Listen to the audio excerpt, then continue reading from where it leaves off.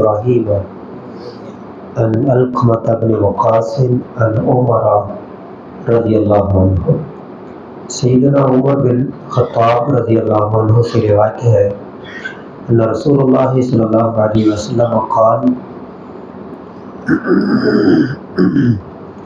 کہ رسول اللہ صلی اللہ علیہ وسلم نے فرمایا الاعمال بالنیت، اعمال کا دار و مدار نیت پر ہے. وَلِكُلِّ امْرِئٍ مَّا نَوَىٰ، اور ہر آدمی کے لیے جو اس نے نیت کی. فَمَنْ كَانَتْ هِجْرَتُهُ إِلَى اللَّهِ وَرَسُولِهِ، تو جس کی ہجرت اللہ اور اس کے رسول کی طرف ہوئی.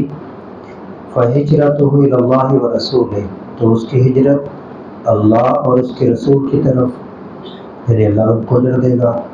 وَمَنْ كَانَتْ هِجْرَتُهُ، اور جس کی ہجرت ہوئی لدنیا، دنیا کے لیے، یصیبها کہ وہ اس کو پائے یا تاکہ وہ اس کو پا لے، او امرأۃ یا عورت کے لیے، یتزوجها تاکہ وہ اس سے شادی کر لے. فہجرتہ، تو اس کی ہجرت الی ما، اس کی طرف، ہاجر الیہ، جس کی طرف اس نے ہجرت کی. اسلام کے بعد سب سے بڑا عمل وہ ہجرت کا ہے. اگر اس کا مقصد اللہ کی رضامندی ہوئی تو اس کا ثواب ملے گا.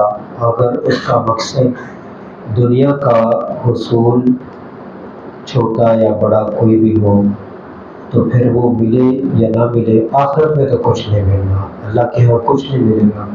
تو دنیا ہی ہے، وہ اس کو مل جائے یا نہ ملے.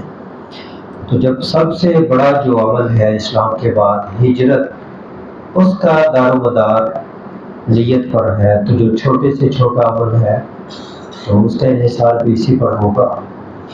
تو اللہ کریم سے دعا ہے کہ اللہ کریم ہمیں بڑے سے بڑے جو اعمال ہیں ان میں بھی اپنی نیتوں کو درست کرنے کی توفیق عطا فرمائے، اور جو چھوٹے چھوٹے کام ہیں ان کے اندر بھی اپنی نیتوں کو درست کرنے کی توفیق عطا فرمائے، بلکہ اپنی ساری زندگی ایک بامقصد نیت کے تحت گزارنے کی توفیق عطا فرمائے.